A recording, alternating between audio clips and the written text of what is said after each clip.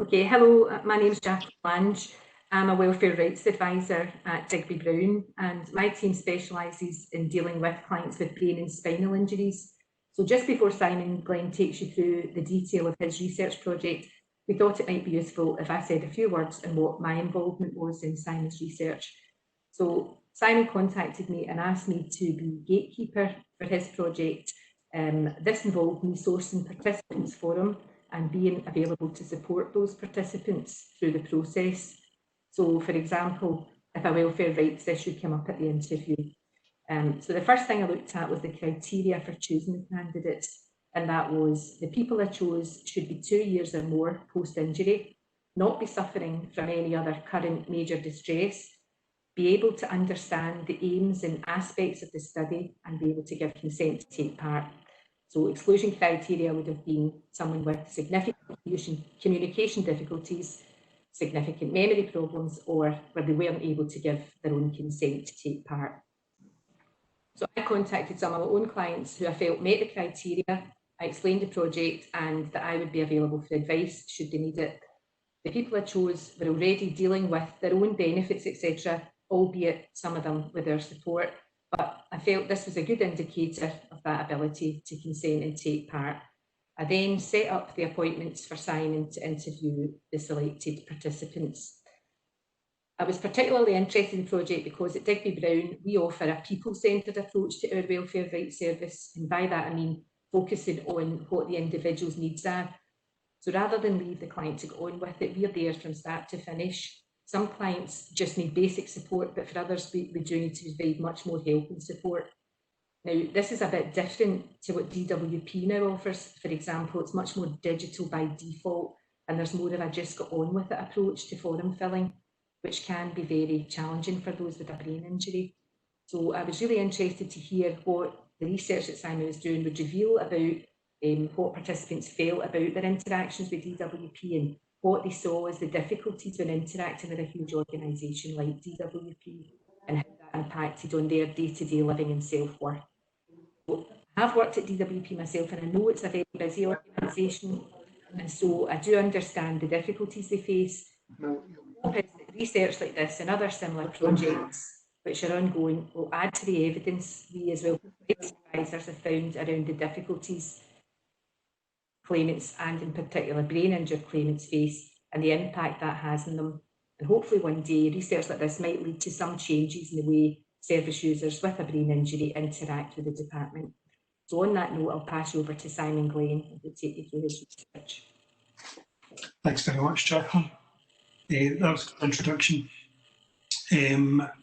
So, yeah, I think I've just gone to my first slide. I think that would be good.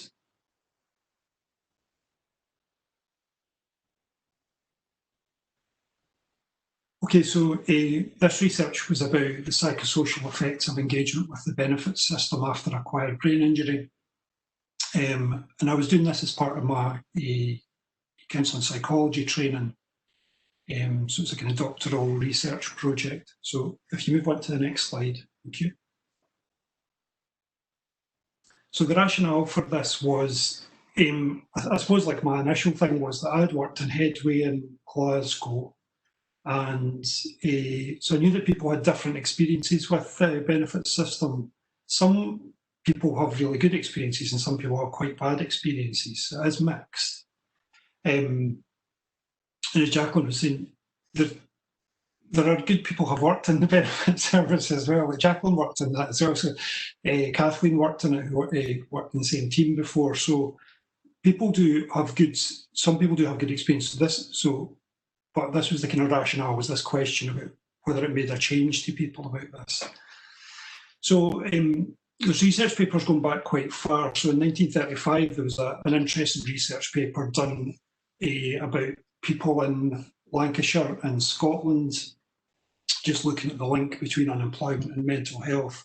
And there's been research papers ever since that time kind of coming forward.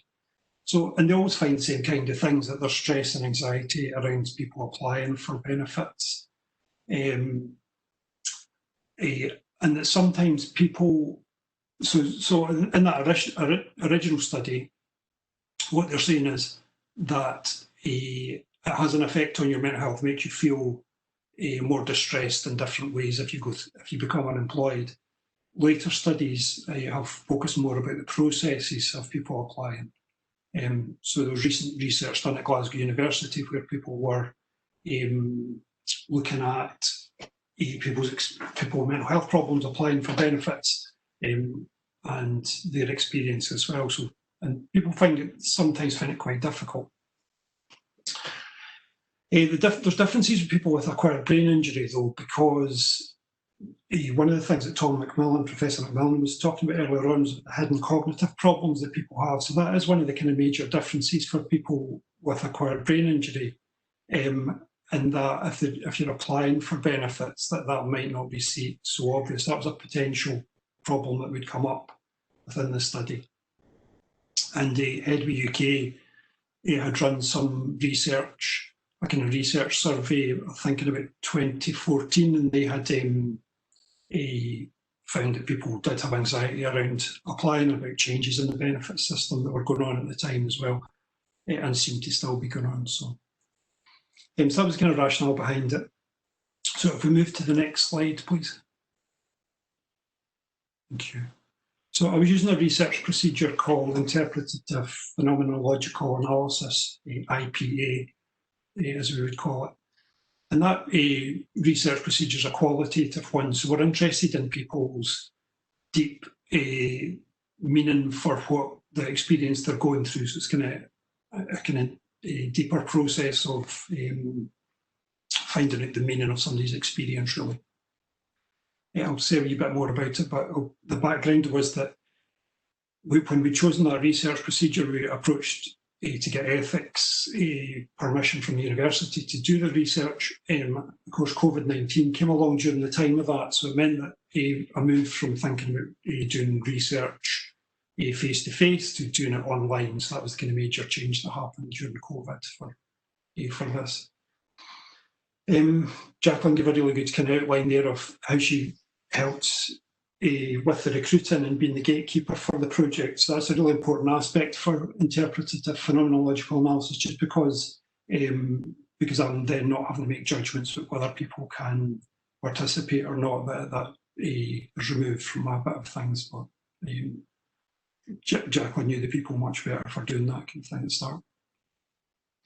So the process really involves in-depth interviews with people. Usually they last between the ones I did lasted between 50 minutes and an hour and 10 minutes, really. We do a small number of interviews. We only did 6 interviews. And there's a kind of set list of questions that we were using, although I don't stick to them. Like it's you're following what people's meaning is from things. So the questions are like prompts for a conversation, really. The next stage after doing the interviews is to do transcription, which basically means writing out every aspect of the interview. And so you're just going through finding sometimes writing about intonation that people use, sometimes about the speed that people are speaking at, whether there's a kind of emotion behind it sometimes. But also the words. So that's a long process. That takes about 8 hours for each, at least 8 hours for each interview. So moving from 1 hour doing the interview to about 8 hours transcribing it. And the next stage then is analysis of the transcripts. And then you're looking for connections between what people are saying within their own interview. And then after that, you're looking at connections between interviews. So it said the research procedure is called interpretative, and that just means that there's an aspect of it which is that I'm involved in helping create the meaning for it as well. So when I speak to people, I add my own meaning to things as well. So that's the research. If we move to the next slide, I'll just say how I do that bit. Yeah, so the research, when you're finding the themes between people, really, I use these kind of interview cards or post-it card things to write out different aspects of things, then rearrange them around. So then I concluded there were at least 3 themes in what people spoke about. And these 3 themes were the understanding of self post-injury, a theme around encountering the DWP, Department of Work and Pensions, and the emotional and physical impact of that encounter. So that was the three themes. And I'm going to speak a wee bit more about these in depth because they split down into more sub-themes within these as well. So if we move to the next slide, please. Okay, so the first theme here is about the kind of understanding of self post-injury. And there's a theme that emerged through the participants noticing changes in what they did and their employment and their relationships and how they lived their lives and how they saw themselves as different after their brain injury. So it comes from in lots of different ways. For this, I'm going to kind of give you some quotes from what people said about things. I'm going to use names after the quotes. The names are anonymised; they don't relate to the person, and I changed other details so that this would remain anonymous. Even in the write-up, it's kind of anonymised as well. So in this first theme about changing sense of self, one of the people that I interviewed said, "My whole life changed. I went from working every day, doing normal everyday things, to being this person I don't even know anymore." So this is that kind of profound sense of change. So it's not just that there's a small change, it's a change in the way the person is that happens after brain injury for some people. So yeah, it's kind of profound. Somebody else said, I was no longer the same person I was prior to, in terms of I had problems with my memory from the outset. As long as I was in a familiar environment, I was okay, but I hadn't quite realised how it affected me. So again, this kind of profound sense of change, but also with this person, she was saying about how it was related to her memory problems, so related to kind of cognitive problems as well. Yeah, so this kind of, and this theme here, this kind of change sense of self is really common. I think Tom McMillan mentioned it earlier on as well, like Chris Bryant mentioned that as well, just that there's a kind of really profound change in sense of self, and it's really noted in lots of different research about with people with brain injury. So the next sub-theme there was about conflicting perceptions of eligibility. And really what this theme was about was that people had they had views of what their entitlement to benefits would be before their injury and their experience of it after. So sometimes there was a kind of conflict between these. Some people had claimed benefits before and were afterwards as well, but some people hadn't and had these different views about benefits. So one of the people, here's a quote from one of the people who said, my whole family has worked and I've paid contributions as well, so I think people like myself are entitled to them. So that kind of idea there is kind of consistent. She's paid into the system. That means that she's entitled to it for that participant. But one of the other participants said something a wee bit different, which is, I genuinely think that people who are deserving of it are the people who are missing out. I was made to feel as if I wasn't deserving of it. So with that person, he was thinking about the need for benefits. So it's a wee bit different. It's not just that you're entitled to it because you're paid in. This one is you need the benefit because of what's happened to you from the brain injury kind of thing. So there's these kind of different ways of thinking about benefits as well. There's a theme later on which we'll come back to, but it links here as well, which is that sometimes there's a wider negative societal attitude about benefits that people know about and sometimes have themselves. So, for instance, when the participant said, even if I rejected the initial thing of all people on benefits are scroungers and all that, I knew that I was being put into that class by a lot of other people. So for that person, he doesn't have that attitude. He doesn't think that people on benefits are scroungers, but he knows that other people do because of the kind of society he lives in. So that kind of links in some ways to the idea of shame, which we'll come back to as one of the things later on. So yeah, this sub-theme is quite kind of complicated because of the conflict between the way people see things, the way things are just now kind of thing for them. Okay, and the third sub-theme was this invisible impairments. And again, this is related to kind of cognitive impairments, really, because things like memory problems aren't able to be seen. You would need to find them out in other ways. You need to find them out through assessment or through completing memory tests or that kind of thing. So one of the clients, participants in the study, said, I find it hard to do things because of the memory situation. You maybe look okay, but it's always harder for me to do things after the brain injury. So again, it's really related to kind of cognitive problems there, this invisible impairment aspect of things. And that participant also says the thing about if you look okay, so this aspect of other people making a judgment on how you look, and thinking there's nothing wrong with you because you look like you did before, but that it goes back to that kind of sense of change that's in that first sub-theme as well, that there's this mismatch between the feeling of having changed so much but looking the same as you did before. So these bits are all there. So if we could move to the next slide, please. Okay, so the next slide is about encounters in the DWP. And there's three sub-themes within this as well. The first one that we identified was feeling distrusted. So most of the clients said this kind of thing, that they felt kind of distrusted by the system. So for instance, one of the participants said, they said they were sending someone out to assess me. I went, someone's coming out, you know the circumstances, that I couldn't lie. So with that person, she had sent lots of medical information before, she completed the benefits forms, she had kind of been doing all that, she'd got a kind of benefits welfare rights worker to help her with that initial bit of it.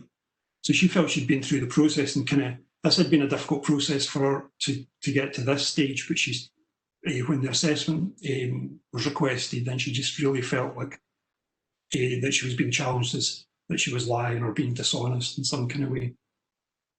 One of the other participants said, it's a system which assumes either people are lying or don't understand their situation. So that participant was really saying that it distrusts people either because they deliberately are saying something different or because they don't understand their own situation. So going back to that kind of first the first kind of theme where the person has this changed sense of self and it's kind of evolving as well. So it's not finished, it's still in a process of evolving. You're understanding the way things are for you. I think it can be a difficult situation for people because it's not fixed yet, it's still changing kind of thing. So for that participant where he's saying they don't understand their situation, that's what he's meaning by that it's still changing, so you're still you can't maybe say for definite that you will be able to do something or not be able to do something. The second sub-theme was about being questioned. And obviously questions are a normal part of an assessment process, but sometimes the participants spoke about difficulties with this. So for one of the people, she said, I kept saying, you've already asked me that question, have you not? I felt as if we were going round in circles. Another participant said, I was there specifically for an accident, not for what I did in 2016, 2013, 2004. They wanted everything with a fine-tooth comb. So for both of these people, they're saying something about the questions feeling odd to them, like so it feels difficult that for the first person it's going round in circles and maybe there's an implication that they're going to be caught out in some kind of way. For the second person, he's saying something about they were going way before the time of the injury. He was there for his injury, he wasn't there for what happened before it kind of thing. So this kind of, so the questioning kind of feels confused in some kind of way for these people as well. And what other people said, it's like being in court with the PIP, so the personal independence payment. They basically just questioned everything that was said. So there's that feeling of that you're going through, that you know you're going through a legal process for this, and just kind of feeling distrusted. So the third sub-theme was this one about having to prove it. And this is about really that where people were talking about this, what they were saying was that they were having to prove that they had impairments. So again, it's an assessment process. You'd maybe expect that would be the case. But there was an implication that there was an idea of what an impairment would look like, or what a disability would look like. So for one of the people, he said they wanted to see somebody walking with walking sticks that couldn't talk or couldn't walk. That's the way I was made to feel. So for him, he felt that they already had an idea, the assessors had an idea of what they wanted to see, and that he wasn't, because his impairment was cognitive, it didn't fit with that. So that was kind of difficult for him, and led to lots of different problems with with going through the process kind of thing. And again, this kind of links back to this experience of change. This next participant, she said, you become this person that you're trying to prove to them you do need, that no, you do need, but you know you don't have to prove anything. So for that participant, she's understanding that she's changed, and that it's very profound for her as well. It's not like a kind of surface level change, it's really a kind of deep change that she's gone through after her brain injury. But actually proving that to somebody else is really difficult to do for her. So it's really difficult for her to get to that bit about showing the other person because she looks okay, like as she said. Okay, so I'd like to move on to the next slide, please. Okay, so the third theme here was about the emotional and physical impact of the encounter with the DWP. So I had 4 sub-themes here. So again, I mentioned this one earlier on, so kind of embarrassment and shame. That people felt both things from going through the process. So one of the men said, when I was applying for it, you're made to feel embarrassed. So he, from the way he says that, from the way he talked about that, that's about this feeling that the encounter with the DWP causes this embarrassment, rather than him feeling embarrassed himself about having to get benefits. So it's this thing that there's something there within DWP that makes him feel like that. One of the other participants said, it makes you feel as if you're a beggar, as if you're begging for something that you are entitled to. So for her, she's saying she knows that she's entitled to make a claim for benefits, but using these words about beggar and begging just indicates the experiences she feels them as humiliating and degrading as well. So it's kind of really difficult for some people going through this bit of it. And then linking back to that, earlier on I said the thing about societal attitudes about this as well. So there's that aspect there that feeds into this kind of idea about embarrassment and shame, that society sees people that claim benefits in a particular way sometimes, or some bits of society, and not all society, obviously. Okay, the second sub-theme was these intense emotions that people will have, and it's things like feeling worthless as you go through the process, feeling anger, like so anger welling up as you go through the process as well, and so these things are kind of really difficult for people. And some of that's part of the process. So some is specifically engagement with the DWP that causes that. Some of it's to do with brain injury and aspects of brain injury that have happened. So for one of the people who had anger difficulties after her brain injury, she had difficulty controlling the intensity of her anger, but when a kind of block came up with something that happened within the DWP, that then became really difficult for her to deal with. So it's a brain injury impairment that's happening there,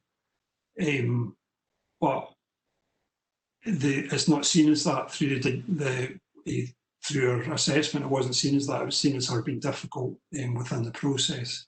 So that kind of thing.